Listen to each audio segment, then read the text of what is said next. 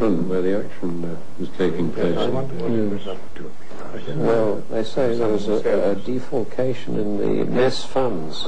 Really? Yeah, there's something very seriously wrong. Forgery, actually. I wonder how they found out. They're cashiering it. But we can't afford to have these schedules. It's a disgrace to the regiment. Oh, completely. Absolutely. I cannot understand it. There is something about Matjiesfontein that invites rich associations. For here the past and the present intertwine comfortably, companionably. And the ghosts are real and amiable. Did you see that?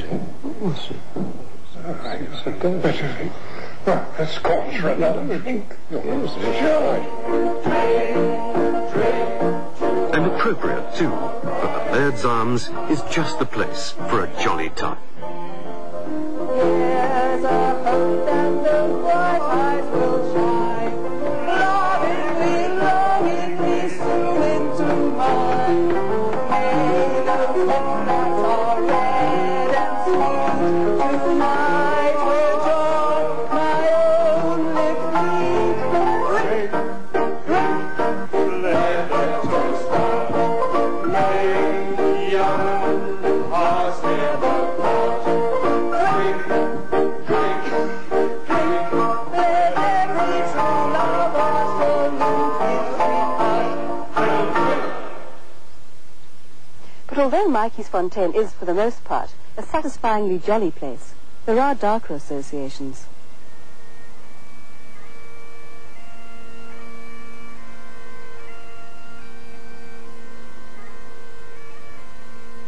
During the Boer War, Major General Andrew Walkup was killed at the distant battle at Matjiesfontein, but for some reason his body was sent to Matjiesfontein and kept in one of the rooms at the station. In loving memory of Major General Andrew Gilbert Walkup of Nidri, Marischal, Midlothian, Scotland, born 5th of July, 1846. At Matjiesfontein, Walkup had died at the head of his beloved Highland Brigade, muttering, "What a pity," as he fell under a hail of Boer bullets. Later he was buried in the private cemetery south of the village, and a granite memorial to his memory was erected by the Black Watch.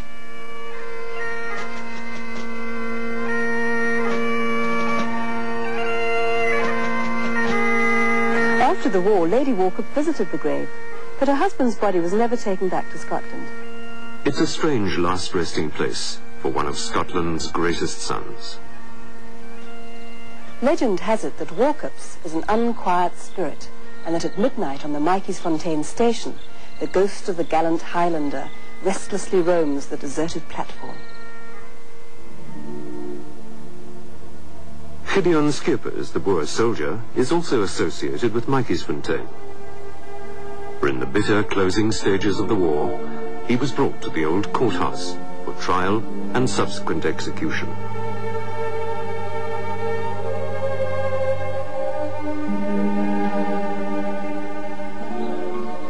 But the darkness did not linger. The war had come and gone, and Logan's star remained ascendant.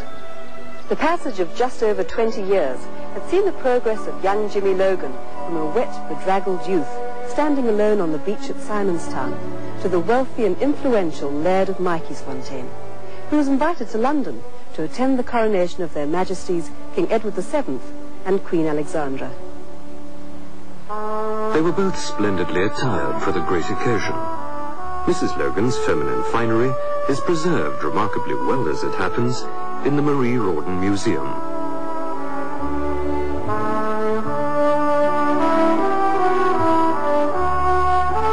Her coronation outfit, a veritable symphony of pink lace and black beading. The Laird himself also looked every inch the part in his velvet outfit, complete with sword. James Douglas Logan died in 1920 and lies buried in the poignantly beautiful private cemetery near the village. And happily, his little empire and his dream now live on. For though Matjiesfontein declined in the years following his death and was no longer the fashionable resort it had been, the dream remained full of promise, just waiting for the sensitive touch of the right person to make a renaissance possible and for Matjiesfontein to live again. And in 1968, the longed-for rebirth began, when Matjiesfontein was acquired by the now famous hotelier David Rawdon and given a new lease of life.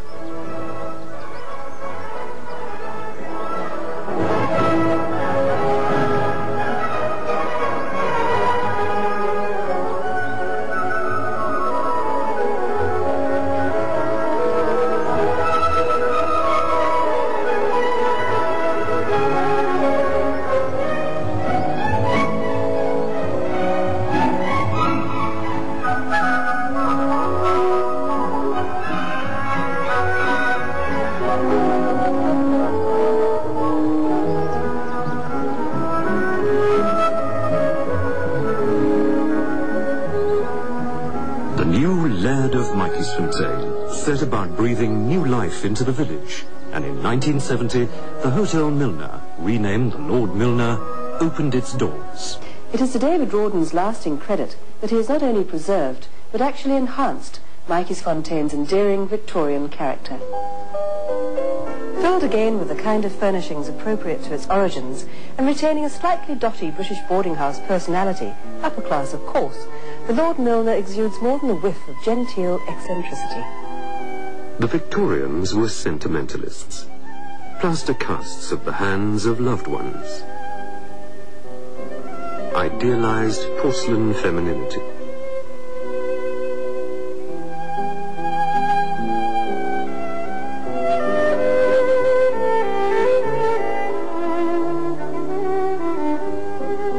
But along with this went a becoming regard for craftsmanship and building things to last.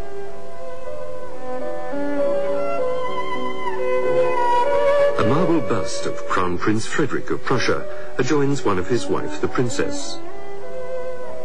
The daughter of Queen Victoria, definitely not amused by this delightful décolletage.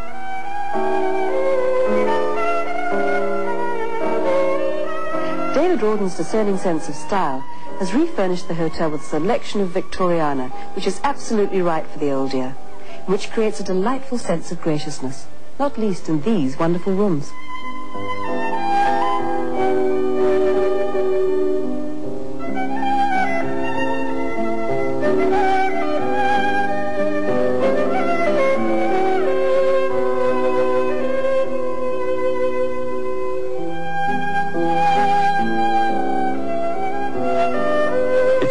Unmistakably Victorian. The Queen commemorated in Staffordshire pottery, in portraits with her children. Here there's time for reflection on the fascinating foibles and fashions of yesteryear, like the devotion to dogs that the British carried with them everywhere. Matjiesfontein enshrines that sweetness, that innocence, calling down the corridors of time.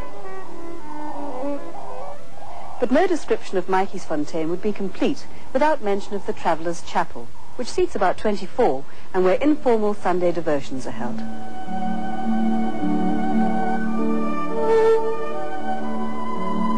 There are always freshly picked flowers in the chapel, and a tranquility, a repose that is rare. The chapel even has its own credo. Live in the present, be grateful for the past, leave the future in God's hands. It has been dedicated by David to the memory of his father, George Rawdon. It's enchanting, a place of modesty, peace and love. The words on the adjoining wooden bench.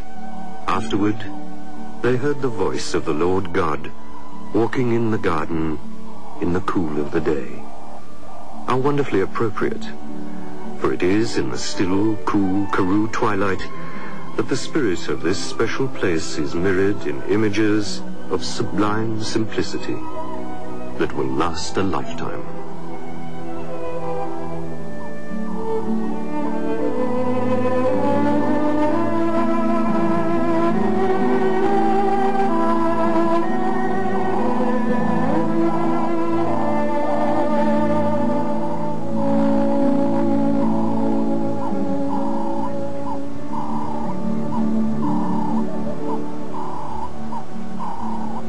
It's difficult in the end to sum up Matjiesfontein's magical, multifaceted appeal. Perhaps it's because this Victorian village is unique, and David Rawdon has kept the dream of James Logan alive and well. John X. Merriman once said, "I wish there were 10,000 Logans in South Africa."